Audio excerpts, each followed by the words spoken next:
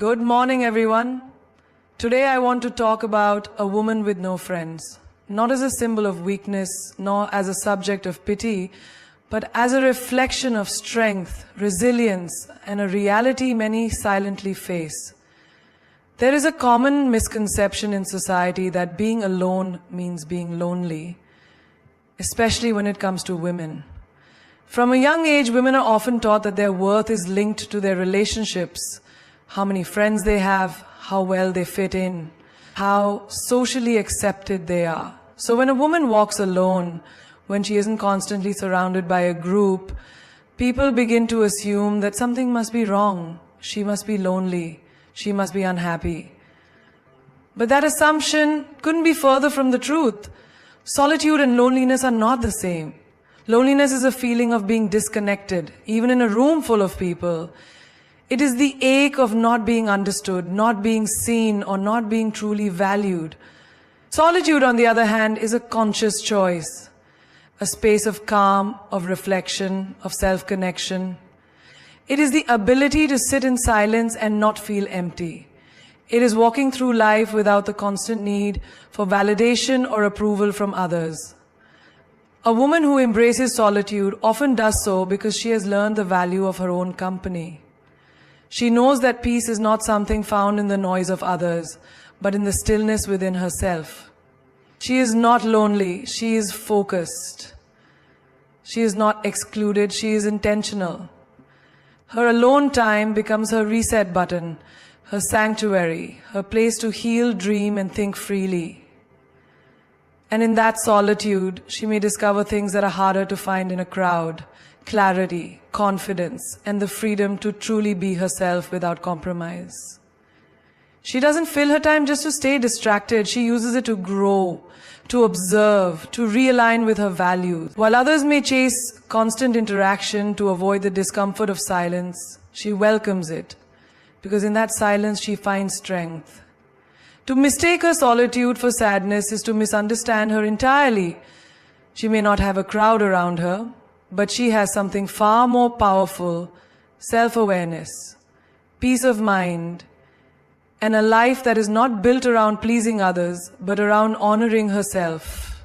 In a world that often rewards surface-level charm and social popularity, it can be easy to assume that having many friends is a sign of happiness, while having few or none is a sign of deficiency. But for some women, particularly those who've been through betrayal, manipulation, or constant emotional exhaustion, the decision to step back from certain relationships is not a failure, it's an act of self-respect. A woman with no friends may not be friendless by accident. She may be selective, not because she thinks she's better than others, but because she's learned, often through painful experiences, that not everyone deserves access to her world. Being selective is a form of wisdom, not arrogance. It's the result of lessons that taught her how costly it can be to surround yourself with the wrong people. She may have once been the kind of woman who gave endlessly, her time, her energy, her trust. She might have shown up for people who never showed up for her, kept secrets for people who gossiped about her, or supported friends who disappeared when she needed them most. And so she learned. She learned that not every smiling face is a true friend. She learned that being liked by everyone often means losing pieces of herself. She realized that she had to choose herself, even if that meant walking away from people who couldn't treat her with the same love and loyalty she offered them. Being selective also means she no longer entertains half-hearted friendships, where the connection is based more on convenience than care. She no longer tries to force conversations, fit into cliques, or pretend to enjoy relationships that feel shallow or one-sided. She has realized that peace is more important than popularity, that honesty is more valuable than approval. Her selectiveness is also a reflection of her growth. She may have redefined what friendship means to her, no longer interested in people who only show up for fun, but those who show up with depth, consistency, and sincerity. And until she finds those rare connections, she's content being alone. To many, her circle may look empty, but in truth, it's just not crowded, because she knows. It's better to walk alone with integrity than to stand in a crowd that doesn't truly see or support her. Her selectiveness is not a wall, it's a filter, a way to protect the space she's finally learned to value. Her mind, her heart, and her energy. In a society where numbers often seem to define worth, how many likes you get, how many followers you have, how many people you can call your friends, it's easy to forget that more isn't always better. For a woman who appears to have no friends, the truth may not be that she has none, but that she has chosen quality over quantity. Conscious, empowered decision to prioritize real, meaningful connections over social clutter. She may have once had a crowd around her.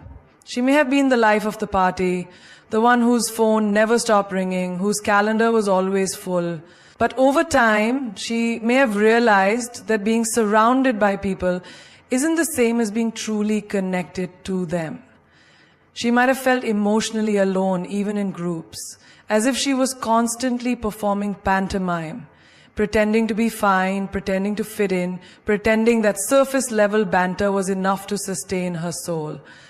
So she stopped pretending. She began to strip away the noise. She started asking herself difficult but necessary questions. Who actually knows me? Who supports me without conditions? Who listens, truly listens when I speak? And when the answers were few or even none, she began to let go. Letting go didn't mean failure. It meant clarity. It meant that she no longer needed dozens of people around her just to feel seen. She no longer needed the illusion of friendship to avoid feeling alone. What she needed and now seeks is depth. Someone who remembers the little things. Someone who shows up when it's inconvenient. Someone who celebrates her quietly, not just publicly. Those kinds of relationships don't come in bulk. They are rare, slow-forming, and rooted in mutual understanding. Choosing quality also means she's willing to go without for a while. She's patient enough to wait for authentic friendships rather than forcing connections just to fill a void. She understands that it's better to sit in silence with someone who gets her than laugh loudly with people who don't really care. She's not interested in being liked by everyone. She's interested in being loved by the right few. This mindset shift is powerful. It's what turns loneliness into intentional solitude. It's what transforms isolation into discernment. And it's what allows her to build a life surrounded eventually by people who matter, people who add value, and people who align with who she truly is, not who she's expected to be. Her world may be quieter now, but it's richer, because she knows something many still have to learn. That 10 shallow connections can't compare to one person who truly understands your soul. And for that kind of connection, she's willing to wait, protect her energy, and choose with care. There is a unique kind of strength that often goes unnoticed. The strength of a woman who walks alone, not because she has no other option, but because she chooses to. This strength is frequently misread, misunderstood, even misjudged. Society is quick to label her as cold, difficult, antisocial, or bitter, when in truth, she may be one of the strongest individuals you'll ever meet. Why? Because it takes immense courage to stand apart when the world pushes conformity. It takes real power to break away from the crowd and choose authenticity over acceptance. She doesn't move with the herd, not because she can't, but because she doesn't want to lose herself in it. And that choice to prioritize self-respect, peace, and truth is what many misunderstand as weakness, when it's actually resilience in its purest form. People often assume strength looks like bold speeches, big personalities, or unshakable confidence in social situations. But the woman with no friends possesses a quieter kind of strength, the kind that doesn't seek recognition or applause. Hers is the strength of self-restraint when provoked, the strength of silence when she could have spoken out in anger, the strength of detachment of walking away from places and people that no longer serve her, the strength of rebuilding herself from the inside out without needing a spotlight to prove she's doing just fine. She may have been misunderstood because she doesn't overshare. She doesn't post her pain online or wear her wounds for sympathy. She processes her emotions in private. And that alone, in a world obsessed with constant expression, can be unsettling to others. They don't know what she's thinking. They can't read her easily, so they assume she must be bitter, hard to reach, or somehow broken. But really, she's just protecting what's sacred, her energy, her story, her growth. What many fail to see is that this woman has probably weathered storms in silence. She's had to be her own source of comfort, her own motivator, her own protector. She's taught herself how to sit with grief, how to manage disappointment, how to find purpose, even in moments of complete aloneness. And still, she rises, gracefully, steadily, without needing the world to cheer her on. This is a kind of emotional independence that threatens the norms. Because a woman who doesn't seek validation, who doesn't rely on popularity to feel whole, challenges the way society measures worth. Her solitude forces others to confront their own discomfort with being alone. Her self-sufficiency disrupts the narrative that a woman's value lies in her relationships, her role as a nurturer, or her social status. But what they miss is that her strength isn't cold. It's warm, just fiercely guarded. It isn't distant. It's discerning. She's not pushing people away. She's just refusing to shrink herself to make others comfortable. Her strength doesn't scream, it whispers. It shows up in boundaries. It shows up in the quiet confidence of someone who knows they're enough, with or without company. To misunderstand her is easy. To truly see her, to respect her, requires a different lens. One that can recognize that the woman walking alone is not lost. She's just walking a path few are brave enough to take. Behind every woman who keeps her distance, who sits in the back quietly, who doesn't seem to reach out or join in, there is usually a story. Not always loud or dramatic, but deeply personal. A story of healing, a journey of rebuilding. A chapter where the lesson was this: not everyone deserves access to me.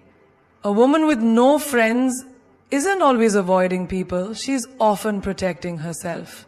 She's been through relationships that drained her, situations that tested her, and moments that taught her the high cost of letting just anyone too close. Somewhere along the way, she learned that being open doesn't mean being vulnerable to everyone.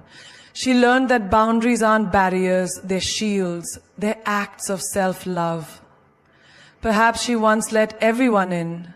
Perhaps she once said yes out of guilt, kept quiet to avoid conflict, gave too much just to be accepted. Maybe she once mistook attention for affection or company for care. And perhaps that left her feeling invisible even when surrounded by people. A strange kind of loneliness that comes not from being alone, but from not being understood while in the presence of others. So she changed. She began the slow, often painful process of healing. Not the kind that's linear or glamorous, but the kind that happens in silence. In the late nights spent reflecting, in the mornings where she forces herself to choose peace over people-pleasing, in the moments where she says no, even when it makes her seem distant. Through healing, she developed boundaries, not to push people away, but to create space for those who truly value her presence. These boundaries aren't meant to keep the world out, but to protect her from repeating patterns that once made her feel small. She no longer entertains energy that leaves her depleted. She no longer gives the benefit of the doubt when her gut says otherwise. She no longer sacrifices her well-being just to keep someone else comfortable. These boundaries come from wisdom, not bitterness. They are the result of knowing what it took to survive, what it cost to recover, and what it means to truly protect your peace. It's not that she doesn't want connection. She just refuses to compromise her healing for the sake of companionship. This kind of healing also brings clarity. She starts to see people for who they are, not who she wishes they were. She no longer chases closure from those who hurt her, because she knows closure comes from within.